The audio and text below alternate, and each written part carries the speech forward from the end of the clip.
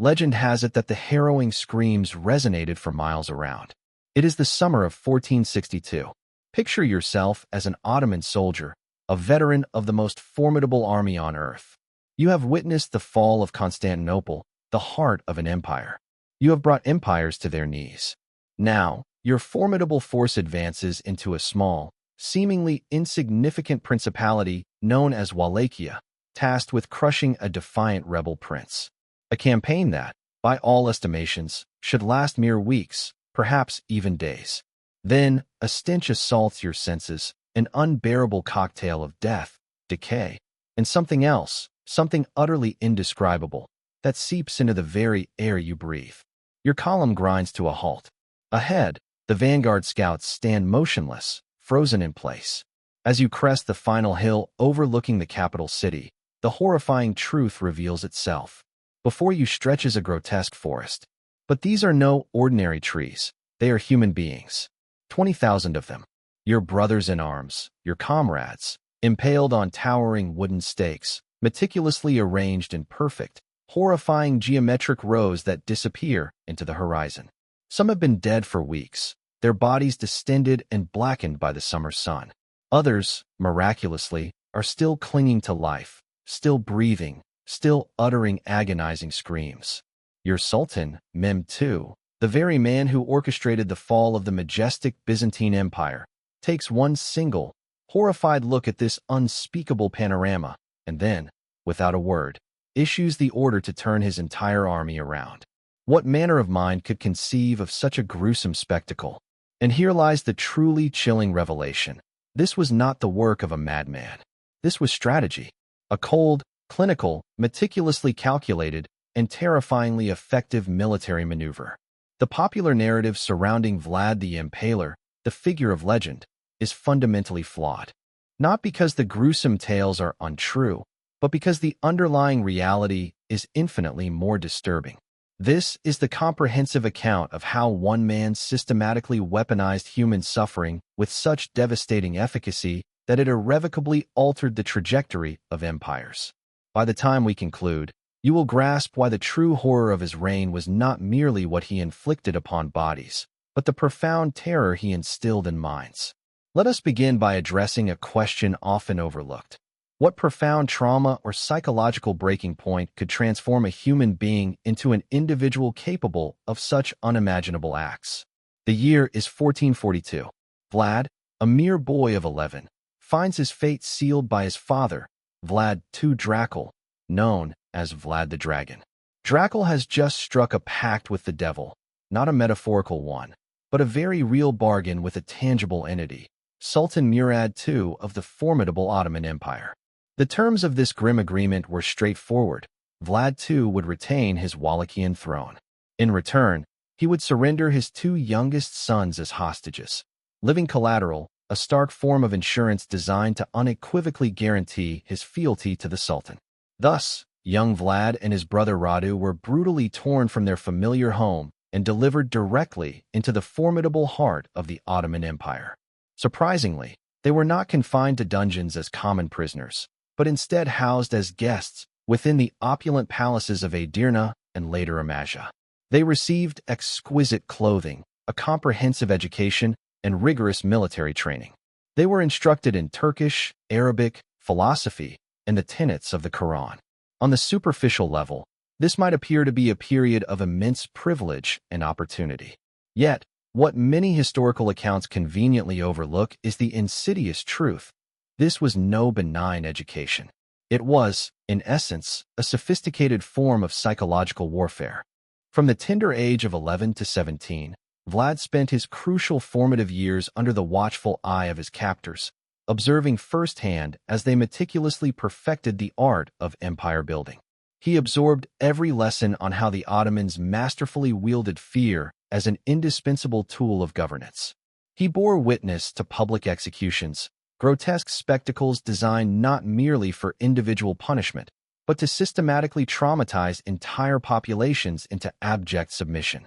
He internalized the chilling lesson that terror, when unleashed with surgical precision, could be far more potent and effective than any conventional army. And he learned one other, equally devastating truth. he was utterly, completely powerless. While his younger brother, Radu, seemingly adapted to their gilded cage, even forging a surprisingly close friendship with the Sultan's own son, Mehmed, Vlad himself adamantly refused to bend or break. Ottoman court records indicate that Vlad was frequently subjected to severe punishments for his unyielding defiance. Certain historical accounts even hint at beatings, possibly even torture. While the precise details remain obscured by history, one truth is indisputable. Something fundamental fractured within his psyche during those harrowing years. Or perhaps, more accurately, something hardened and crystallized. He developed what modern psychologists might diagnose as a profound persecution complex, coupled with an almost pathological need for absolute control. Crucially, he channeled this. Every punishment he endured was meticulously studied. Every single torture technique he witnessed was committed to memory. Piece by piece, he was meticulously constructing a terrifying mental arsenal. In 1448, after 6 long, brutal years of captivity, a 17-year-old Vlad finally returned to Wallachia. A mere 2 months later, tragedy struck again. His father was brutally assassinated by rival boyars, the powerful local nobility who perpetually wavered between Ottoman and Hungarian allegiances. His older brother, Mircea, suffered an even more gruesome fate, buried alive. Vlad found himself utterly alone, surrounded by enemies, with no allies to turn to. And it is here that his story truly takes a chilling turn. His ambition transcended mere revenge. He harbored a profound desire to reshape the entire world in the twisted image of his own traumatic experiences. He would meticulously take every lesson the Ottomans had inadvertently taught him about terror and refine it into something far more sophisticated and brutal than they could ever have conceived. But first, he had to bide his time. For 6 arduous years, Vlad endured exile, ceaselessly plotting, planning, and rigorously studying military tactics and the intricate dance of political maneuvering. Finally, in 1456, with crucial Hungarian backing, he successfully seized the Wallachian throne. The monster, as it were, was about to be unleashed. If you are captivated by the documented psychological breaking points that forge history's most notorious figures, then do hit subscribe. We are only just beginning to delve into how this profoundly broken boy evolved into something far more terrifying than his Ottoman captors could have ever possibly imagined. Vlad's coronation feast in 1456, traditionally a moment of joyous celebration, instead served as a chilling blueprint for the reign of terror that was to follow. He extended invitations to the very boyar families, the same treacherous nobility who had orchestrated his father's murder and cruelly buried his brother alive. Hundreds arrived, resplendent in their finest attire, convinced they were there to formally pledge their allegiance to the newly crowned prince. The great hall was lavishly decorated, and wine flowed without restraint. Then, amidst the conviviality of the feast, Vlad rose and posed a seemingly innocuous question. How many princes of Wallachia have you personally outlived? The older boyars, brimming with self-importance, proudly declared having served anywhere from 7 to 10 different rulers. Some even boasted of remembering a dozen. They were, in essence, flaunting their remarkable survival instincts, their political cunning, and their inherent ability to outlast any prince who dared to sit upon the throne. Vlad merely smiled. Then, with a chilling calmness, he issued an order. Every boyar who had answered his question was immediately arrested on the spot. But it is here that the methodical, calculating nature of his mind becomes terrifyingly apparent. He did not execute them outright. Not yet. Instead, he separated them into 2 distinct groups, categorized by age and physical health. The older boyars, the very architects of his family's destruction, were impaled immediately outside the palace walls. And not quickly. The stakes were meticulously sharpened and carefully inserted to bypass vital organs, thereby ensuring they would endure an agonizingly slow death over many hours or even days. Their prolonged screams served as a horrifying soundtrack for the grim events that were to unfold next. The younger, physically stronger boyars, along with their entire families, were stripped of their noble attire and forcibly marched 50 miles north to the desolate ruins of Poenary Castle. There, they were presented with a choice that was no choice at all. rebuild the fortress with their bare hands, or perish. For months on end, they toiled relentlessly, hauling massive stones up the steep mountainside. They labored until their hands were raw and bleeding, until their once fine clothes disintegrated from their bodies, until they simply collapsed from sheer, utter exhaustion. Most perished during this brutal construction. Those few who miraculously survived were irrevocably changed, their spirits utterly broken. Vlad had, with chilling effectiveness, annihilated the entrenched old nobility and replaced them with a new class of loyalists, individuals who owed him absolutely everything and lived in constant, abject terror of incurring his displeasure. This was far more than mere revenge. It represented a systematic dismantling of the deeply flawed power structure that had, for generations, rendered Wallachia weak and vulnerable. And in doing so, it unveiled something crucial about Vlad's profound psychological makeup. He did not merely demand obedience. He sought to break people so utterly and completely that obedience became the sole, inescapable response left to them. However, these actions, brutal as they were, still constituted domestic politics, confined to Wallachian boyars. What Vlad did next, however, would reverberate as shockwaves across entire empires. In 1459, Sultan Mehmed II, yes, the very same Mehmed who had once been Vlad's childhood companion during their shared captivity, dispatched envoys to Wallachia, demanding the annual tribute Vlad's father had formally agreed to pay. This demand was accompanied by an additional, deeply insulting condition. Vlad himself was to appear personally in Constantinople to renew his oath of vassalage. The Ottoman envoys arrived, anticipating the customary political theater, perhaps some protracted negotiation or a calculated counteroffer. What they received, instead, was an unforgettable preview of hell itself.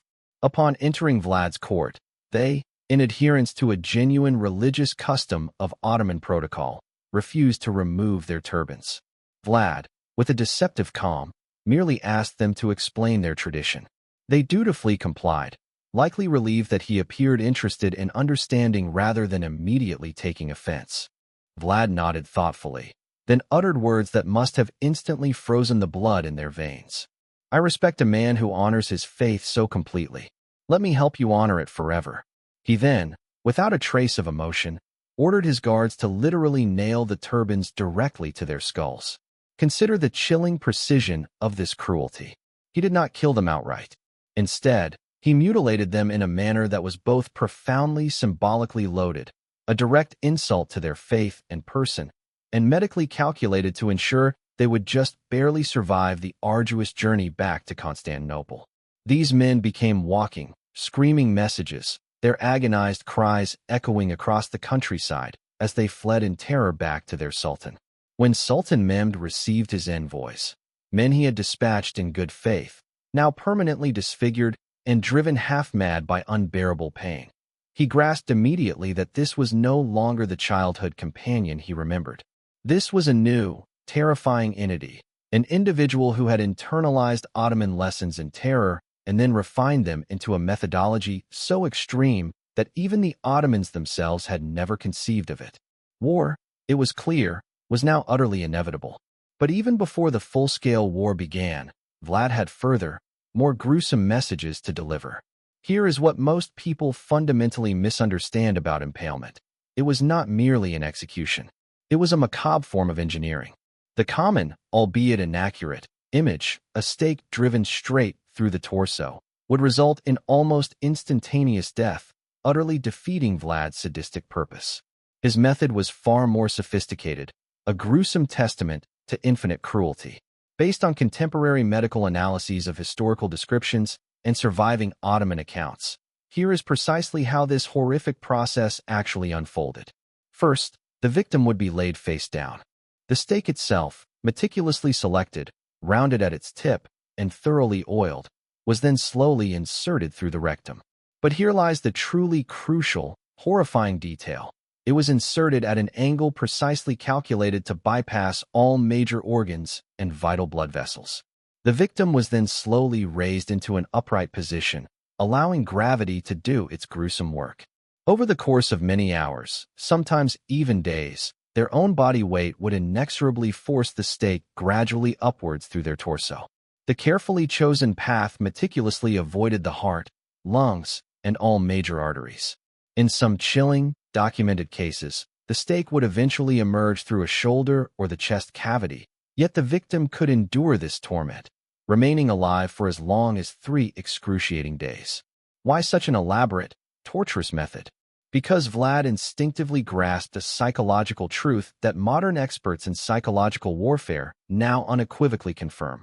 Witnessing prolonged, agonizing suffering is exponentially more traumatizing and demoralizing than simply observing a quick death.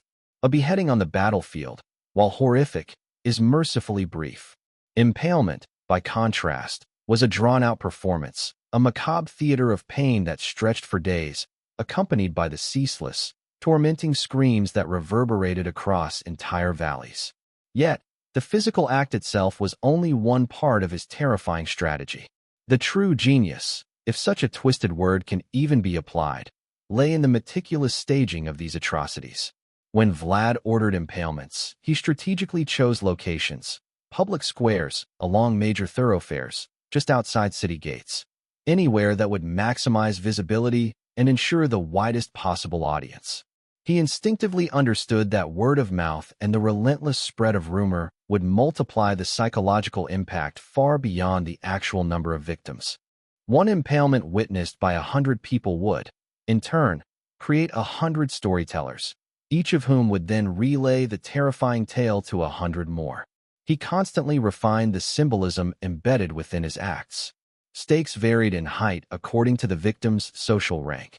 Peasants were impaled closer to the ground, nobles significantly higher, and the most towering stakes were grimly reserved for captured enemy commanders. This created a grotesque visual hierarchy, a chilling tableau that relentlessly reinforced his overarching message. Everyone has a predetermined place in my world, and everyone will suffer accordingly, strictly based on their station. In certain chilling accounts, he even arranged the impaled victims into precise geometric patterns, circles, stars, concentric rings. This was not merely random sadism. It was a profound, terrifying demonstration of absolute control. It was a statement that declared, "I possess such immense power that I can transform human suffering itself into a perverted form of art." A German pamphlet from 1462, while undoubtedly serving as propaganda, was nevertheless based on chilling eyewitness accounts from Saxon merchants in Wallachia. It graphically describes Vlad dining amidst his impaled victims. He is alleged to have had a table set up directly in the center of a vast field of steaks, where he calmly ate his meals, surrounded by the agonized cries of dying men, reportedly appearing to relish the experience. Whether this particular incident unfolded precisely as depicted remains a subject of historical debate. However, what is indisputable is the potent psychological message it conveyed. I exist so far beyond your conventional understanding of human behavior that your revulsion and horror simply cannot touch me. The Saxons, who harbored a complex and often fraught relationship with Vlad, circulated these pamphlets extensively. They represent some of the earliest mass-produced horror stories in European history, complete with stark, gruesome woodcut illustrations that further solidified Vlad's terrifying reputation. But amidst the widespread terror, a crucial question remained largely unasked. Was any of this actually working? Was terror truly an effective military strategy, or was Vlad merely a sadist indulged by power? The resounding answer arrived in the summer of 1462, proving unequivocally that Vlad's methods were not just effective, but devastatingly so. Sultan Mehmed II, the conqueror, had finally reached the limits of his patience. By early 1462, Vlad had not only defiantly refused to pay his annual tribute, but had escalated his aggression by launching deep, destructive raids into Ottoman territory south of the Danube. In one particularly brutal campaign, he crossed into Ottoman lands with a relatively small force and, according to his own chilling letter to the Hungarian king, was responsible for the deaths of over 23,000 people. He meticulously kept a body count, even categorizing his victims by age and gender. Mehmed, the formidable sultan who had famously conquered Constantinople at the tender age of 21, who had decisively crushed rebellion after rebellion, and who commanded the most powerful military machine on Earth, decided it was time to personally address the Wallachian problem. In the spring of 1462, he marshaled an enormous army, estimated to be between 60,000 and 90,000 men. While the precise figures are debated by historians, even conservative estimates suggest this force was more than triple Walachia's entire military-age male population. This was not merely an invasion. It was intended as an act of absolute extermination. Vlad, by contrast, could muster perhaps 20,000 to 30,000 men in total, many of whom were poorly trained peasant conscripts. A conventional pitched battle against the Ottoman juggernaut would undoubtedly be a catastrophic massacre. So, Vlad executed the strategy he had been meticulously planning since his formative years of captivity. He flatly refused to engage them in a conventional battle. As the vast Ottoman army swept into Wallachia, they were met with an unnerving void. They found nothing: empty, deserted villages, wells deliberately poisoned, and fields scorched earth. Every potential source of food and water had been systematically and ruthlessly destroyed. Vlad had issued a draconian command to his own people: abandon their homes and retreat deep into the dense forests and treacherous mountains, taking all their livestock with them. The Ottoman supply lines, already precariously long, became increasingly stretched and vulnerable. Then, the night raids began. These were no typical skirmishes. Vlad had meticulously trained specialized units in ruthless guerrilla warfare tactics. Small, agile groups of men, perhaps 50 to 100 strong, would strike deep into Ottoman camps in the dead of night, silently eliminating sentries, setting devastating fires, and vanishing into the darkness before any organized response could be mounted. They specifically targeted supply wagons, pack animals, and crucial ammunition stores. The objective was not to defeat the colossal Ottoman army in direct combat, but rather to systematically render them paranoid, utterly exhausted, and profoundly demoralized. However, the true masterpiece of Vlad's psychological warfare unfolded on the night of June 17, 1462. Vlad had gleaned vital intelligence from captured Ottoman soldiers. Sultan Mehmed himself was encamped near Targovist, protected by his formidable personal guard, the elite Janissaries.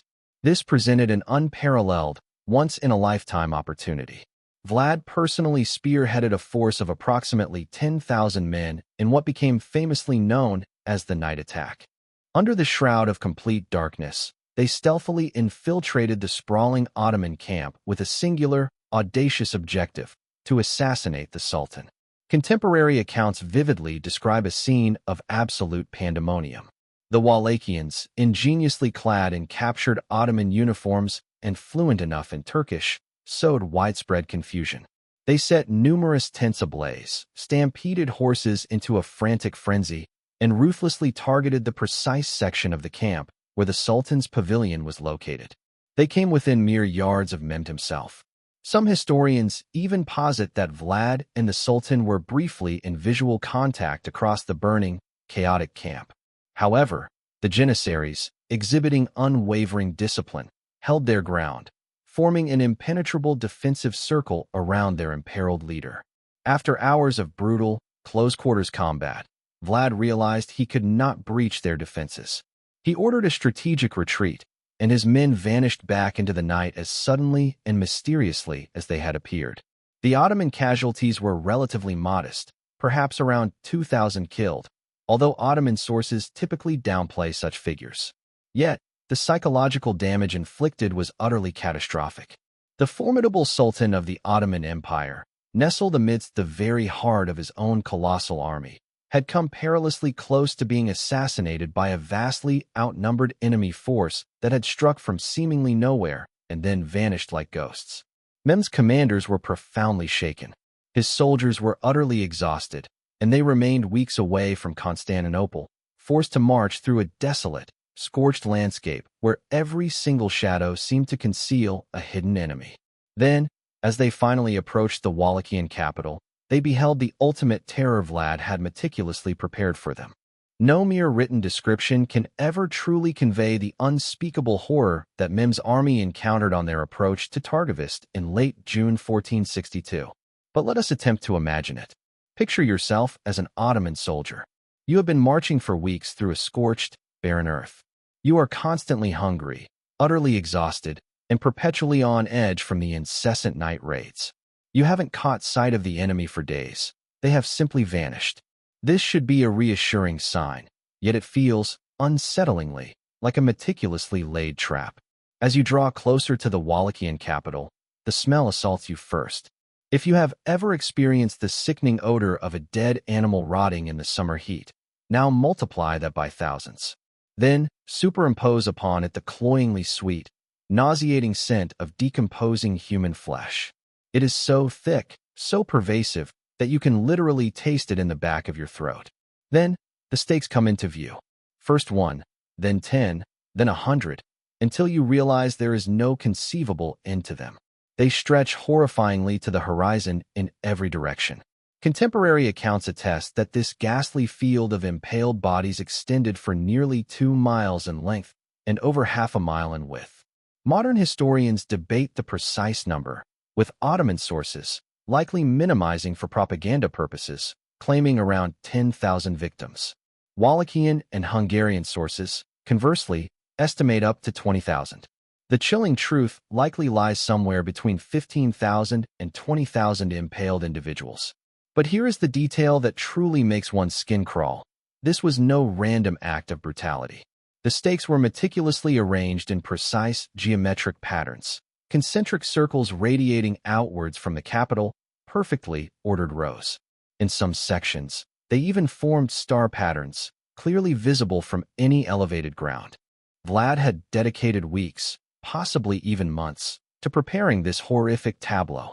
He had systematically captured Ottoman soldiers and sympathizers from earlier raids and border skirmishes, deliberately keeping them alive for this very purpose. Some of the bodies had clearly been dead for weeks, slowly decomposing in the relentless summer heat. Others had been impaled more recently, and some, according to multiple, harrowing sources, were still horrifyingly alive. The Byzantine chronicler Leonikos Chalkokondyles, who reportedly interviewed eyewitnesses, chillingly wrote that the incessant moaning of the dying could be heard resonating across the entire vast field. Some had been impaled for days, their bodies slowly consuming themselves, too weak even to scream, but still agonizingly conscious. The Ottoman troops, hardened veterans who had conquered formidable cities and slaughtered countless enemies, reportedly began to vomit uncontrollably. Some flatly refused to advance any further into this hellish landscape. Others, in sheer desperation, began deserting under the cover of night, willing to risk summary execution rather than continue through such an unspeakable nightmare. And at the very center of this gruesome panorama, impaled on the tallest stake of all, was Hamza Pasha, a high-ranking Ottoman commander captured in an earlier skirmish. His body, still clad in the tattered remnants of his military finery, was positioned to directly face the rout of the Sultan's approach, a profoundly personal message from Vlad to Mehmed.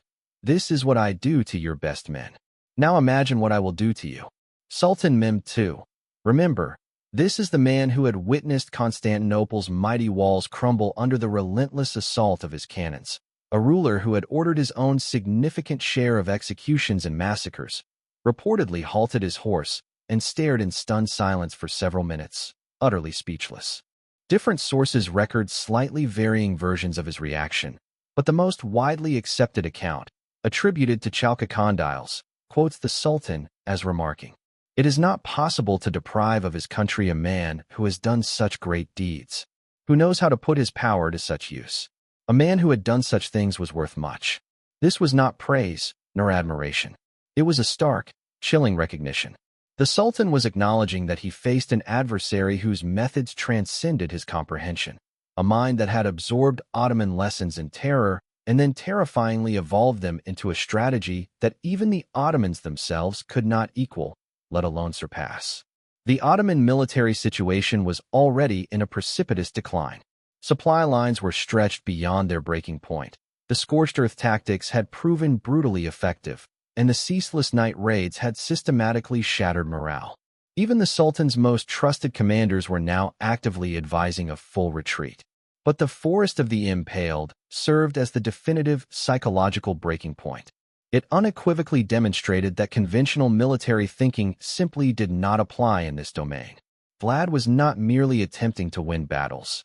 He was meticulously striving to break minds. And, terrifyingly, it was working. Within days of this encounter, Mehmed issued a decisive order for a general retreat. He left a smaller contingent under the command of Vlad's younger brother, Radu, to continue harassing Vlad. But the Sultan himself, with the main body of his formidable army, withdrew. The most powerful military force in the world had invaded a minuscule principality with overwhelmingly superior numbers, only to be turned back, not by a decisive military defeat, but by the sheer, unadulterated power of psychological warfare. Vlad the Impaler had, against all odds, won a strategic victory. However, the story does not conclude there, for what unfolds next reveals an ultimate, inescapable tragedy. That terror, however effective it may prove in the short term, inevitably consumes its wielder in the end. One might naturally assume that having repelled the formidable Ottoman Empire would elevate Vlad to the status of an undisputed hero across Christian Europe. And in some respects, it did. Both the Hungarian king and the Pope publicly lauded his courageous defense of Christendom. But here is what they failed to comprehend. Vlad could not simply turn off the terror. The brutal methods he had perfected to defeat the Ottomans did not cease with his foreign adversaries. He unleashed them upon everyone.